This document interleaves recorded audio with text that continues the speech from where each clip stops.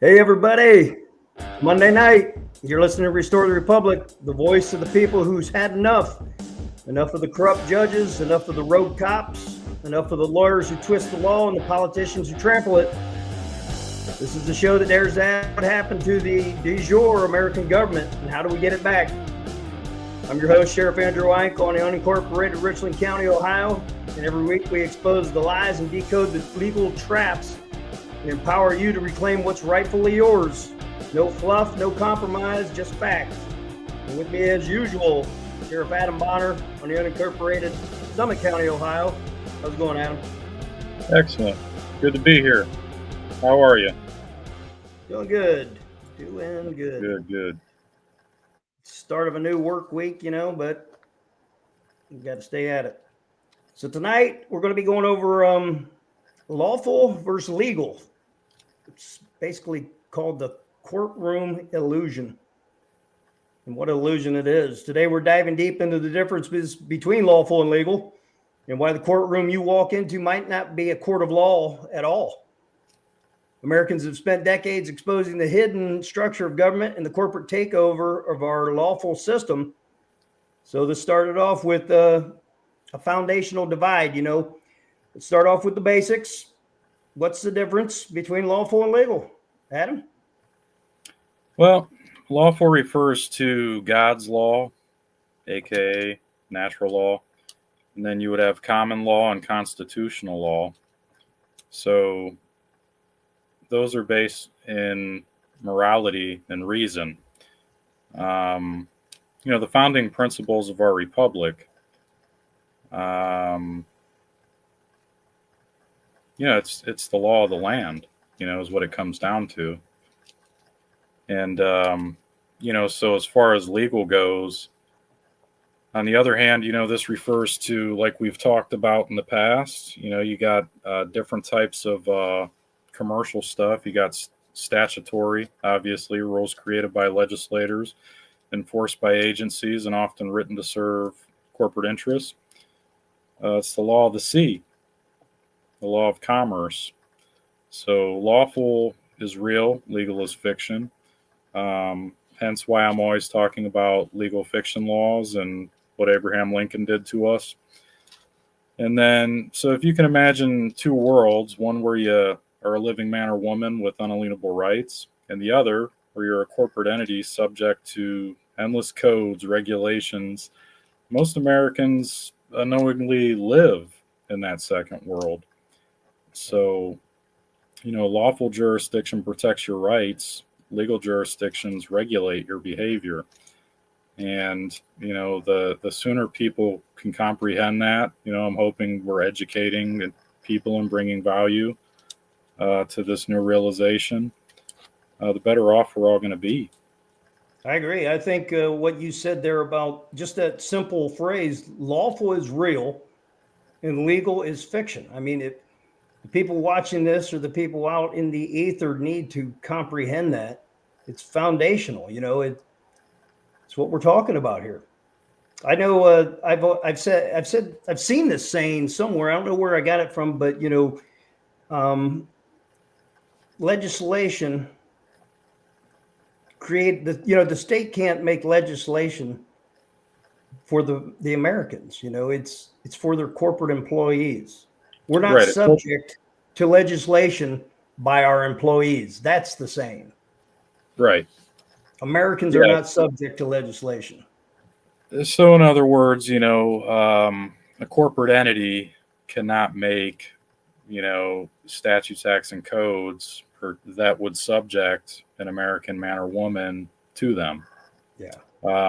It would all be by consent, but if you notice, consent doesn't exist in that jurisdiction. They'll put a capias warrant out or some type of other various warrant for victimless crimes as a type of retaliation to get you there so they can claim they have personal jurisdiction. Happens all the time. If you look at anything that comes through your administrator's mailbox, you're going to see threatening words on there. If you don't show up, you're going to get fines, fees, possible warrants, jailed, combination of all the above. And when does it ever really end? Yeah. They're just going to force their way. You know, they So is try that one thing consent? after another, Is breaking that the law all the way down the line. is it consent or is it threat, duress, and coercion, which basically nullifies anything that takes place after that? Yeah, I agree. I think so. We need the people to really comprehend this stuff. You know, I mean, it's basic, but it's new. It's new to everybody. Everybody is so used to just walking into these courts and taking it up the tailpipe. You know, they're used to that. I think we talked before, and you know, some people will go into court, and the judge might be a little lenient and say, "Well, we're going to move your $250 ticket. Just pay us $50." You know, and you walk out of there feeling good because, hey, he gave me a break. And on the Yeah. back end, they're taking $10,000, $20,000, Two $50,000 out million, of your trust that you don't even know about. 2 million. Yeah, some ridiculous amount that you'll never see because the private side of the ledger rings hasn't been audited in 160 years. Yeah, So it's actually remarkable what they do, and no one up until this point has done anything about it. You know, it's just business as usual. well, I'm happy to be part of these emerging Reeves and common law sheriffs across the country, and I do plan on making a difference as much as I'm able. Yeah, I know. Me too. I'm proud of it too, and I, you know, like we once in a while we get a lot of questions, even on other social medias, about people kind of thinking we're some kind of commercial sheriff or law enforcement, and it's not. It's far from the truth.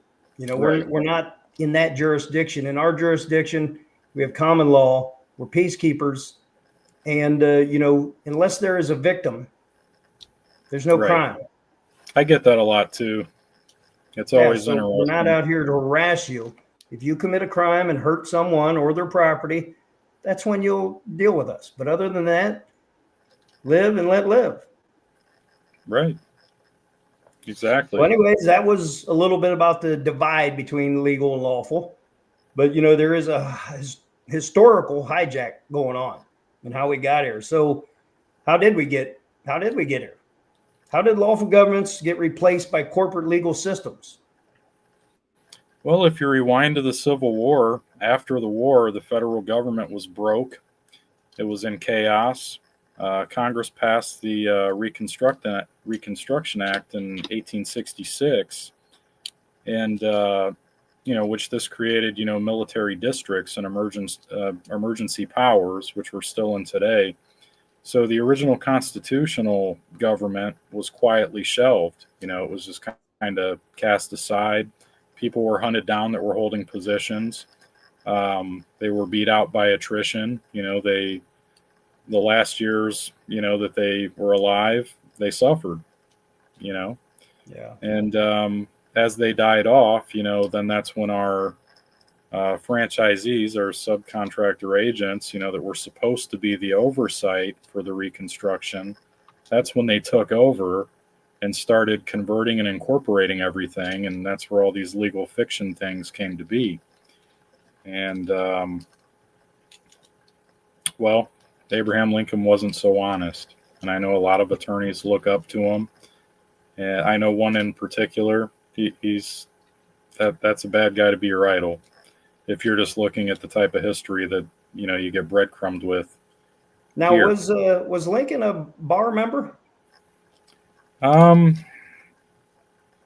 know that he had a lot of dealings with crossing the pond to go over there and do backdoor dealings and stuff like that to secure his second election. I think what happened is he sealed the deal all right, and he came back here, and the Lieber Code and all that stuff was created. The legal fiction laws were put into place, and then it was that quick, the whole theater thing. Yeah, that was right around the time when he's getting elected into this presidency of basically a corporation, and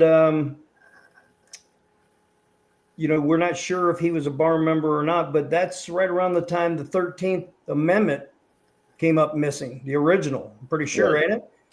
The titles of nobility. Yeah. Yeah, where any esquire or lawyer or people like that, anybody with a title, could not hold a position in our government. But magically, it disappeared. And just look at DC today. I think they might all be lawyers. Who knows? Right. So what Sheriff Andrews kind of getting into is if you're an attorney, a bar member attorney, which back then I don't know how many of them there were. There was a lot of lawyers, because they focused on American common law and they didn't get into all that, English stuff. They can't, as an esquire, you can't hold another title. Like for instance, if you become a governor but you're an attorney, if you become some other type of political being, in some type of position, you weren't supposed to, as an esquire, hold another position. Yeah. The easiest way to put it. So titles of nobility went against that.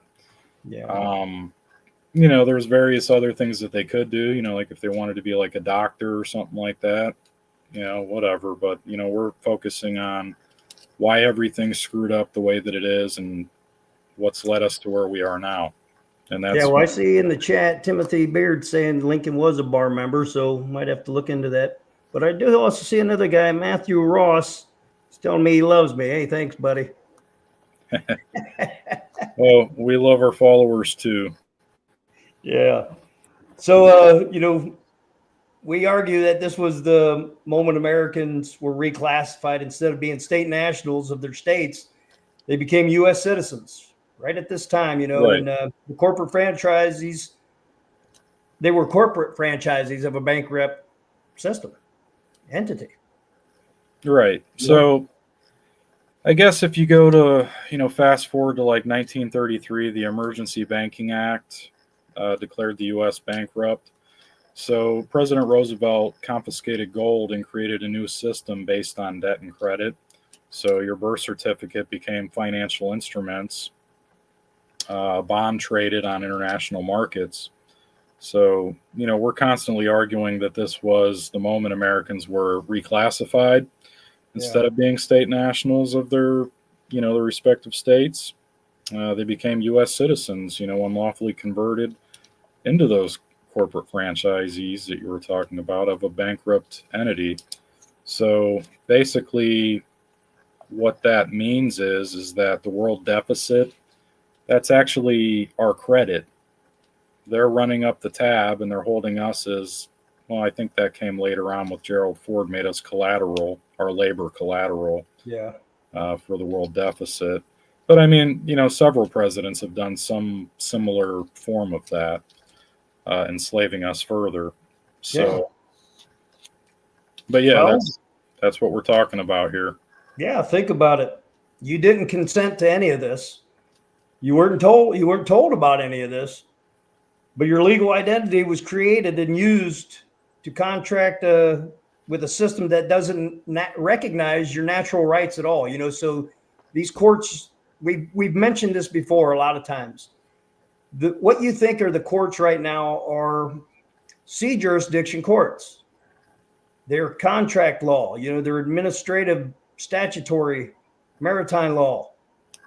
They're for corporations. And the people, as living men and women, are not corporations.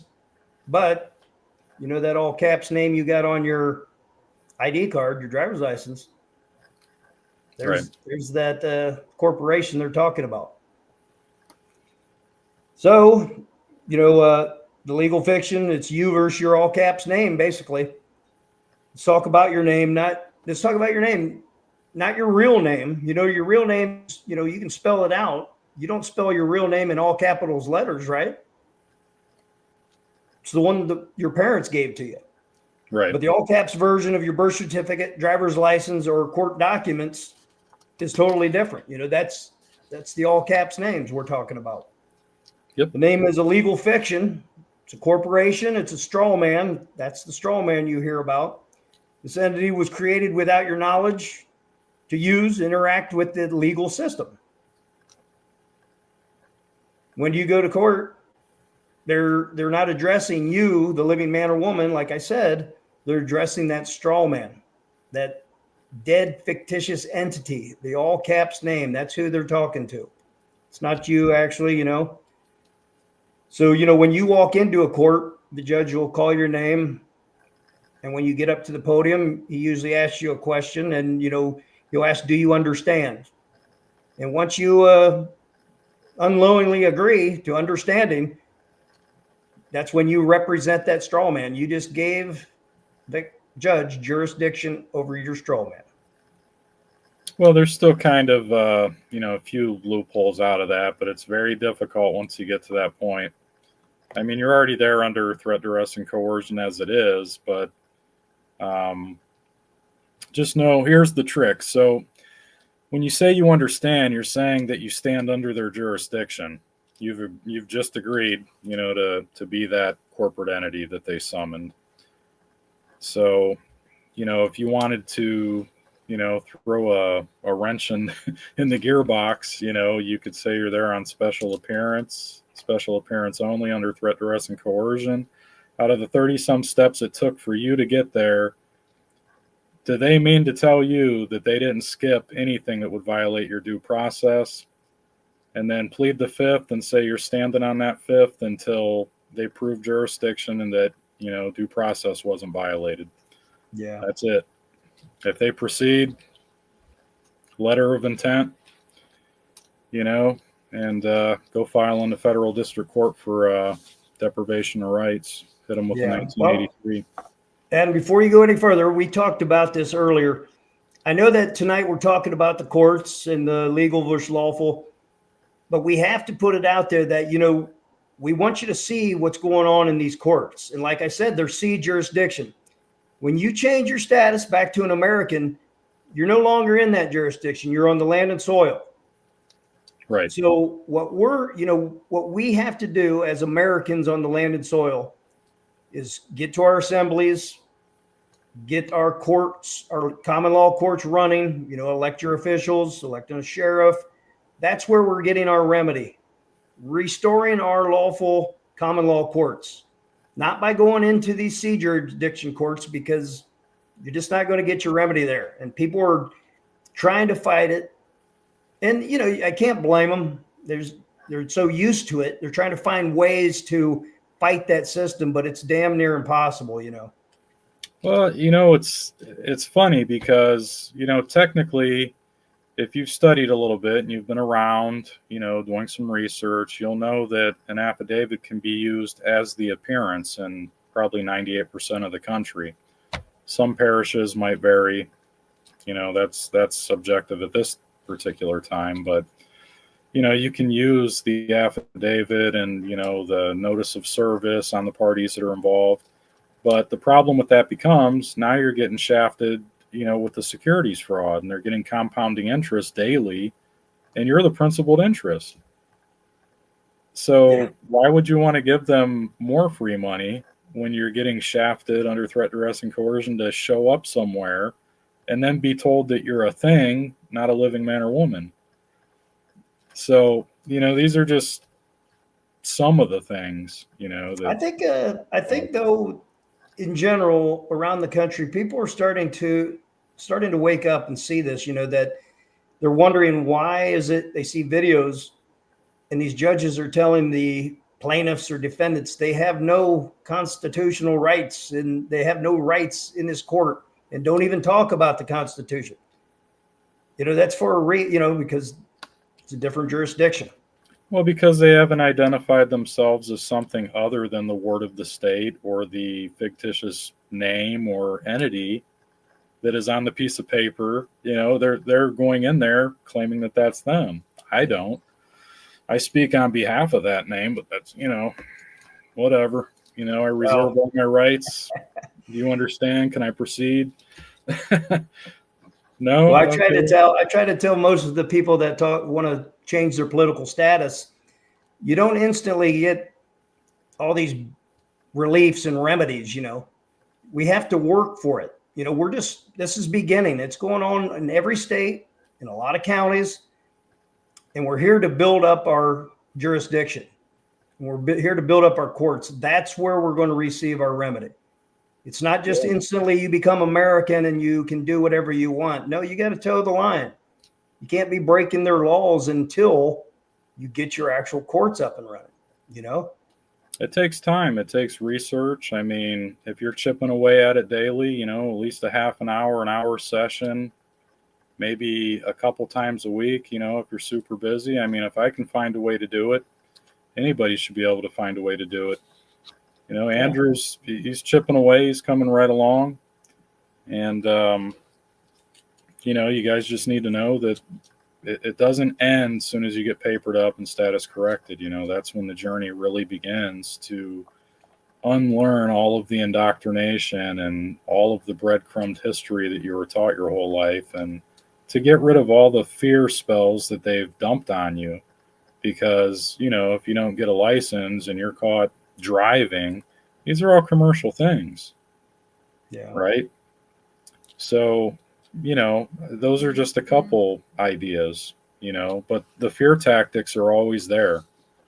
You know, what did they try to do to us, you know, during that 4-year, you know, hoax? If you don't get the shot, you're putting the population in danger and yada, yada, yada. I'm sorry, I'm maybe a little bit more. I have a science background, so I'm not. Yeah, they were making people either get a shot or lose their job. You know, what a shame. All right, so you know what? The courts really aren't what we think they are, you know. So let's pull back the curtain from the courtroom itself. Those courts today are administrative tribunals. They're not judicial courts under the Constitution. They operate, they're corporate venues enforcing policy, not law. You know, they enforce these statutes and these company policies. Since they're a corporation, these company policies they're enforcing is supposed to be for them and their employees, not for Americans who changed their status. Absolutely. It's company policy. So there's 3 types of courts, basically. You got your common law courts, which we're restoring at the moment. You know, every county should be trying to do it. All the states are involved. There's territorial courts. They're the military jurisdiction. You know, that's the Admiralty, or no, yeah, is that Admiralty Maritime or? Well, you know, they do contract commercial. They bounce back and forth from what I've seen. Sometimes when you say some things to get yourself out of one, then they try to pull you back in with the other. So, you know, I mean, it's kind of, you got like a 50-50 shot, but I mean, it's heavily in their favor. Yeah. Unless if you study this stuff. So one of the ways to know, you know, if you're dealing with military jurisdiction, if that's how they're trying to summons you, it'll be last name, first name, middle initial, usually. Some variation of last name, middle initial, first name, or, you know, that's what that'll look like. Yeah. So we got the common law court. We got the territorial courts that deal with Admiralty Maritime. And then you have your municipal courts. And those are the ones that we're all familiar with. They're here locally in your towns, in your cities. And they're dealing with traffic tickets and crap like that. You know, stuff that has nothing to do with being a free man or woman. But yeah, tax court, probate court, traffic court, couple other different specialties, but primarily family and, you know, and civil, and, you know, the criminal is a complete joke because it's civil equity realistically, but I digress. Yeah. So I guess when you walk into these courtrooms, they assume jurisdiction. So it's an assumption. So they assume you're a U.S. citizen, a corporate entity. Unless you challenge that assumption, they proceed under legal, not lawful rules. This is why constitutional arguments often fall flat on their face. And, you know, they say whatever, that doesn't belong here or not in my courtroom. Well, it's not your courtroom, it's the people's court. So that aside, you know, you're not recognized as a party to the Constitution unless you've claimed your birthright political status.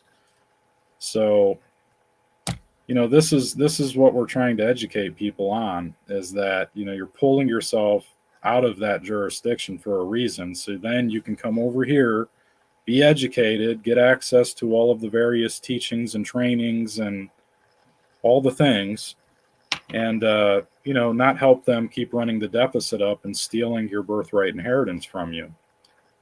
So, Yeah. your piece. Well, let's talk about reclaiming your lawful standing then. So, how do you fix this?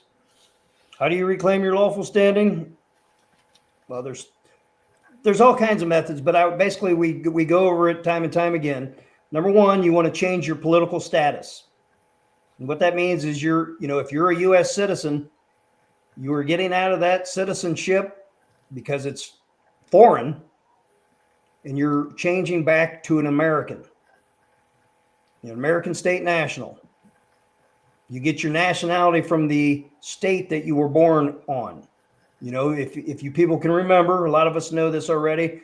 If you were born in California, people referred to you as a Californian. If you were born in Texas, you were a Texan, a New Yorker, a Michigander. Those were your nationalities back in the day. I think over time, people are forgetting stuff, But so you change your political status. Second part is you join your assembly. You want to join your state assembly or your county assembly. And the state assembly is international. They do, because your state is a nation, it's got its borders. They do international trade with neighboring states, with other countries. But if you want to sit in your county and work in there with the people, where you really have your most power as being one of the people, you join your county assembly. And if you don't have if you're looking and hunting for your county assembly and can't find one, talk to your state, find some people in your county, and just go for it. Start it yourself. You get educated, start it. So you change your political status. What's that, Adam? I was going to say, I put that question up because that goes right into what you're talking about. Okay, so you get change your status, join your assembly, and then you just start getting educated. Start learning the history of all this, because we came from being, we won a revolution. If you guys remember that, it's in the history books. We won the American Revolution. How the hell we ended up here? There's a lot of history in between, so that's what you got to learn. So go ahead with that question, Adam. What was that about? He said, how do we get these people to accept us as not being part of their corporation after we've corrected our status? Well, our system's not entangled with their system. Our system's completely different. They don't have access to it. They'll never have access to it. And, they're not at liberty to ask, and we're not at liberty to tell. So, our radios are different. We use a completely different system. They'll never be able to intercept. We don't care if they did, because we talk a different language and they're not going to know what the hell we're talking about. So at the end of the day, you can get a hold of the TASA site, or you could, go on there and scroll around and find your state, tap on that, and it should give you a point of contact, who would be like a recording secretary or coordinator, whoever the first point of contact is. And then you tell them you want to get status corrected, and they should be back with you momentarily, or sometimes it could take a few days. So those are just some of the initial steps. And pretty soon, we'll be able to do that at the county level through our sheriff's office. Yeah. So, okay. All right. So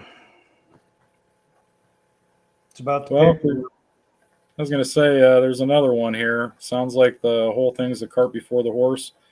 Yeah, some might look at it that way. I mean, some states are slower acting than others, and some are further along than others. And, we just happen to step up and take initiative to try and get as far ahead of this as we can, so that way we beat the curve. Hey, my suggestion is jump in the cart or jump on the horse, either one. Get it done. Jump on. So you just covered, I think, record your status, use the land recording, file the land recording. Yeah. This isn't just about the paperwork, it's about your intentions. If you want to make a difference and you want to fill these vacated positions that haven't been filled, that they're unlawfully obtaining, um, it's your clearly expressed intention that is determining the factor. You're declaring, I am a living man or woman, not a corporate entity. I stand under the unanimous Declaration of Independence. Men and women record their status and receive a letter confirming their lawful standing. So once you've reclaimed your status, you can challenge jurisdiction, you can assert your rights, and you can stop being treated like a corporate franchise. In short, because we have to say this stuff in a roundabout way multiple times each time we get on here and do a live, because we're trying to get the repetition. And some of you catch that. I mean, some of you guys have said, hey, why did you say it? You just said it a different way towards the end. Well, it's about repetition. It's about helping people learn, because, in order for you to really absorb something, you have to do it or hear it like 21 times. So based off that theory, that's why we're constantly drilling similar things or ideas into you. Hey, Adam, could you pull up that Patriot Girls? She's got a question on there about dealing with the Solicitor General. No, she just put it on there. The Patriot Girl. Talking about that one. So if they're not willing to, so if they're working illegal, then why aren't they being dealt with? Well, the thing is we're in two different jurisdictions. They're in the sea jurisdiction. We are on the land and soil. Both them jurisdictions are running concurrently, side by side. Although we on the land and soil, the men and women, we hold the superior concurrent general jurisdiction. We're over them. They're our employees. What we're doing is restoring the American government. We're not worried about them, but if they happen to harm one of the Americans, they'll definitely be dealt with. And over time, you just got to think about this. People will start comprehending that, hey, I am an American. I want my rights. I don't want to go to these sea jurisdiction courts and get the shaft. I'm going to change my status, and the Americans will slowly restore their government. Right. That's the goal. Yeah. You see this one on the fiduciary? There's a fiduciary duty of the court to tell the people what is going on, and it's a scam. Yeah, you would think so, but I don't think they're going to tell anybody anything. They've been hiding this stuff for decades. So I think what he's referring to is you do have the right to ask them what's their point of operation, 1, 2, or 3. So, Article 1, Article 2, Article 3. We know they're not in Article 3, so that's out. So it's either contract or commercial. Yeah. The Article 3 is our courts. Right. So, yeah, I mean, again, we're just uncovering the stuff slowly and hoping you guys absorb it. I mean, there's a lot to learn, and, we don't know everything under the sun pertaining to this stuff, because a lot of it's been lost or just flat out hidden or commercialized. So then you go into research where you're digging through a bunch of commercialized stuff and you're going, this can't be right, because it doesn't match up with the language that was being used at the time. And then you start finding out that, they did that on purpose. Yeah. So. All right. So, this stuff has real world consequences, like we were talking about. Let's talk about why this matters. The people have lost their homes, lost their children, lost their freedom because they didn't understand jurisdiction. They walked into a courtroom thinking that they had rights. And as we've told you today, if you're a U.S. citizen walking in them courts, well, even if you're an American, you don't have, in their courts, you don't have any rights, You only find out that you're operating under their corporate rules. And they are, it's a chess game, and they're the chess master.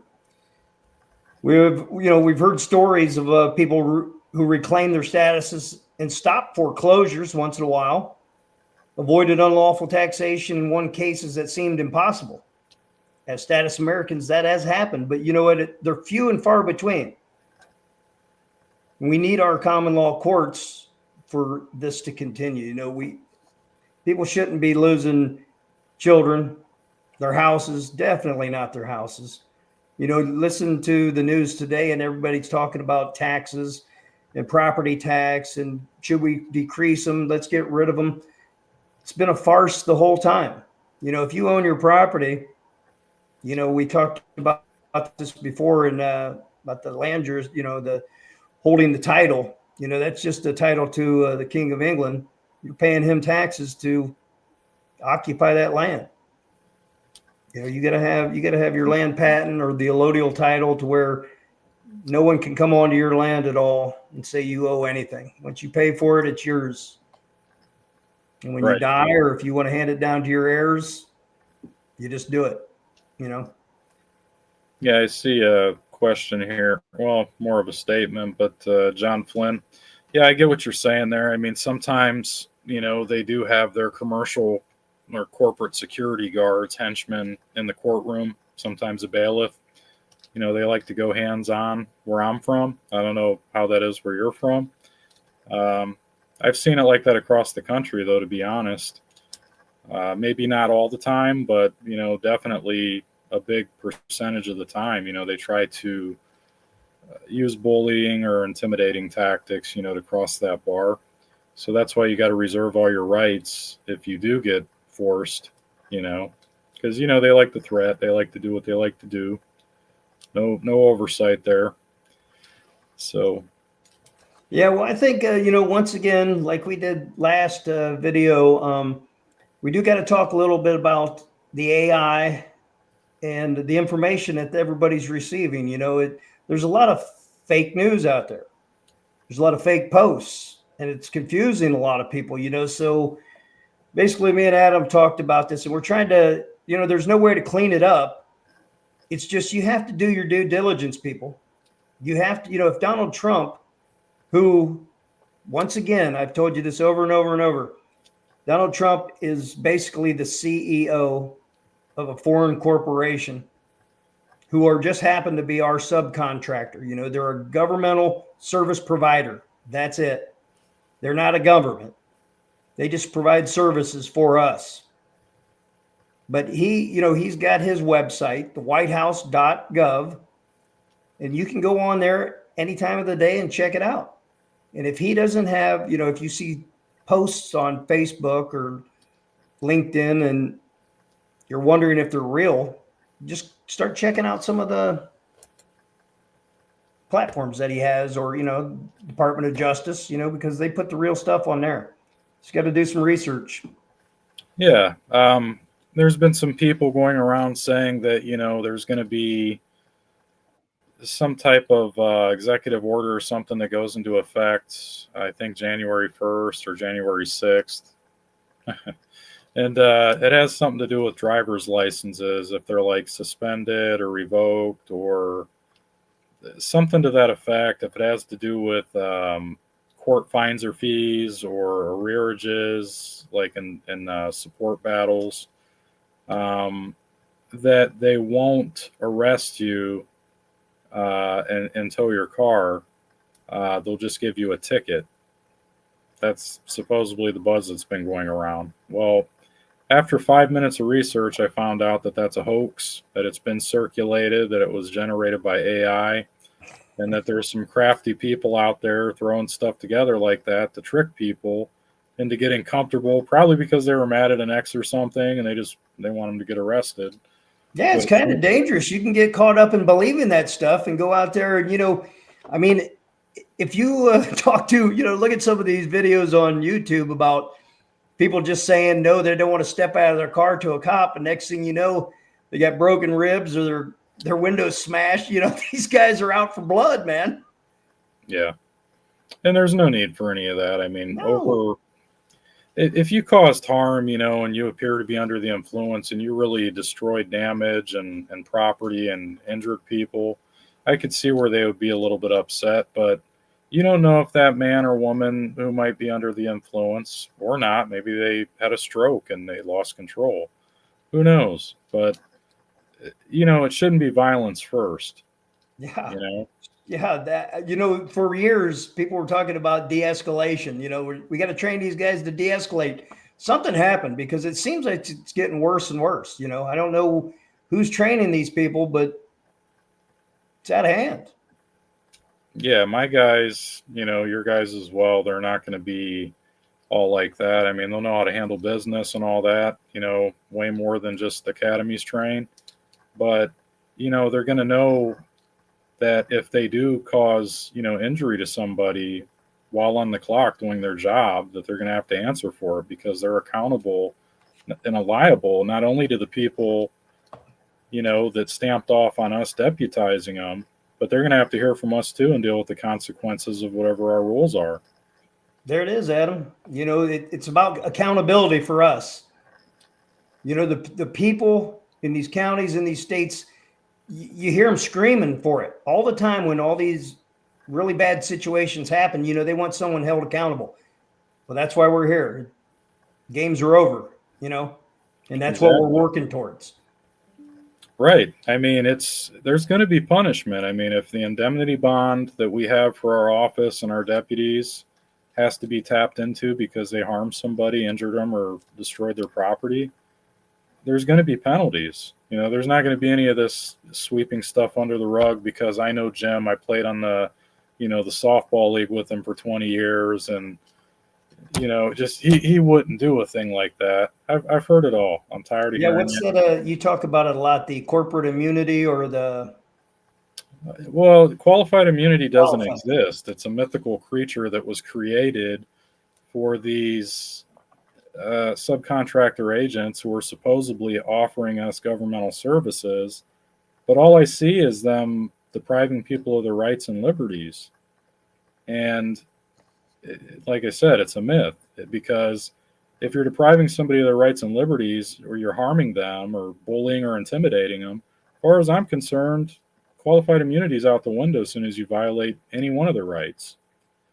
So that's something that these guys need to know. Fourth Amendment, Fifth Amendment violation, use a tow service to take somebody's property, deprive them of life, liberty, or property is what we know. They're an accomplice to the act. We got to get our communities trust. We got to gain that trust, because a lot of these law enforcement offices or departments, basically, they're not doing the right thing. And, they don't want to be held accountable. They're just generating revenue, money for the corporation. And right. It's like they won't stop, The corporation needs money and, they won't stop. Well, hey, accountability and liability is a self-governance matter, and I get why they can't govern because they're under corporate policies. But, I'm pretty sure anywhere you go, chiefs of police aren't just telling their guys to go out there and throw hands and get violent. Sometimes it's just the mood of that officer for that particular day. Maybe they're going through something. Sometimes, I like to stop and, just ask how they're doing, to check in with them because I know that they don't see psychologists or vent, to kind of unburden themselves with some of the things they see. It is a tough job. Yeah. I don't minimize it at all. I just don't like the violence and the depriving people of their rights and liberties. So, you have to give a little bit of compassion to them for what they do. But, there is going to be accountability here on this side. And we can enforce it on that side too if it has to do with one of our people. Got a case going on over in Akron over that type of stuff. So, I'll be addressing it in the year. Yeah, I want more people to spread the word, because there's, 1,300 counties? How many 38. counties are, 3,800. 3,800, yeah. We need sheriffs. We're the first line of protection for you, So people, if you know anybody that's really good, have them look into this. Have them change their political status to American. Let's restore this country back to the way it's supposed to be run. That's what I want to see. Yep. I don't know. Well, So it's what going to take do for time. now? Go ahead, Adam. What was you going to say? Well, what we can do for now? I mean, do you really want me to talk about what we can do for now? I mean, I would.